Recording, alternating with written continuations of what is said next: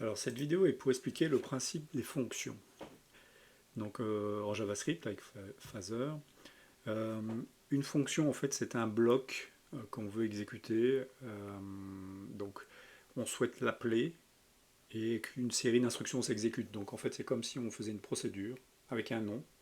Puis quand on appelle le nom de cette procédure, ben, les actions qu'on a mis dans la fonction vont s'exécuter. Alors en JavaScript, créer une fonction c'est simple, c'est fonction. On lui donne un nom, mon test par exemple.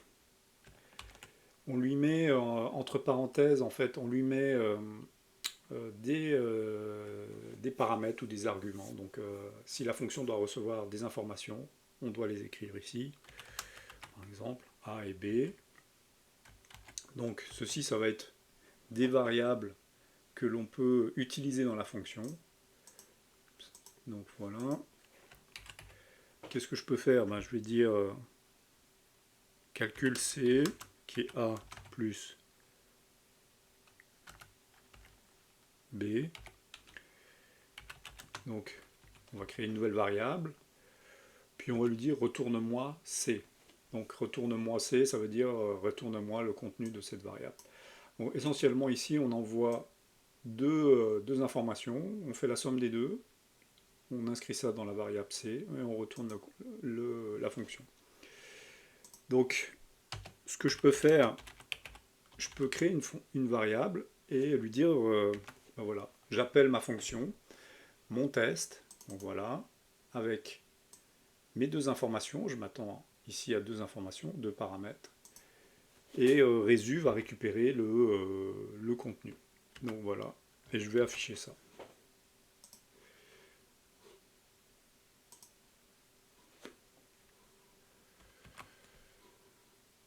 Test, retourne C.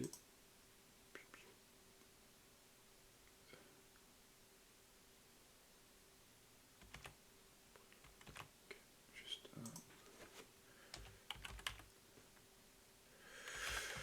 va faire comme ça, et on va faire des consoles.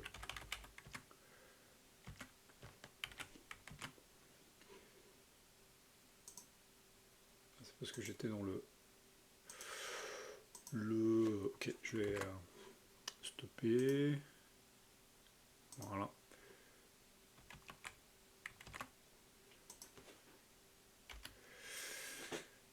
Voilà, j'appelle ma fonction preload, j'appelle mon test, et il me retourne en fait le contenu de Résu, qui est le résultat de la fonction.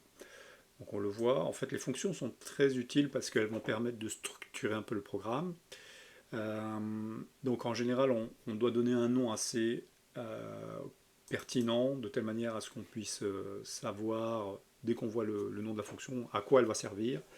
De même, les noms des paramètres, on devrait les nommer plus explicitement, de manière à ce que le développeur comprenne à quelle information on s'attend. Et ces fonctions peuvent être appelées à différents moments, donc c'est ça qui est intéressant, avec des informations que l'on souhaite. Donc vous voyez, mon test est appelé avec 2 et 3, mon test est appelé avec 23. Donc j'ai une fonction que je peux appeler à différents moments et qui va me retourner une information, donc le résultat d'un calcul. Donc ça c'est très pratique.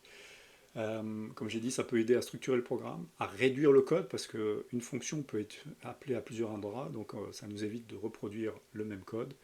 Donc c'est certain qu'il faut bien analyser les besoins des fonctions avant de coder, de telle manière à coder des fonctions assez génériques, donc on peut utiliser à différents endroits. Et ça va faire un programme un peu plus efficace, car on aura quelques fonctions, et même pour la maintenance du code, c'est plus simple pour un développeur de voir les fonctions, comme ici preload, create, update, ici mon test, avec du code qui est vraiment dans ce bloc. Donc quand je vais m'attarder pour maintenir ou faire évoluer le code, je vais me consacrer à peut-être certaines fonctions. Donc c'est plus simple à la maintenance aussi. Voilà.